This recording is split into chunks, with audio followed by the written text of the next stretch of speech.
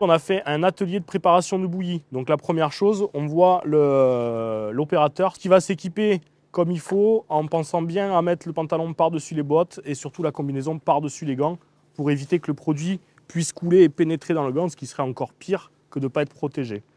Ensuite, on l'a fait mettre 50 litres d'eau et il rajoute 2 bidons de 10 litres de fluorescine en rinçant les bidons avec le rince au top.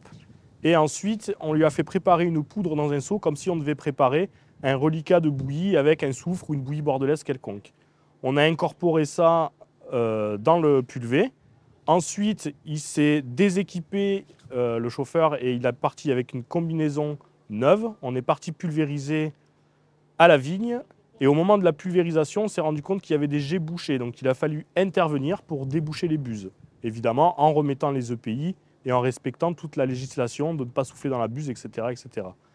À la suite de ça, on est revenu et on est rentré en chambre noire pour révéler avec une lumière noire notre traceur fluorescent pour s'apercevoir que finalement, même quand on est équipé avec nos EPI, même quand on va préparer, équiper, déboucher une buse équipée, on va quand même se souiller les mains, le visage, les vêtements, et ainsi de suite, et la poignée de porte du tracteur, et le volant, et les commandes, et en fait, on aura du produit partout.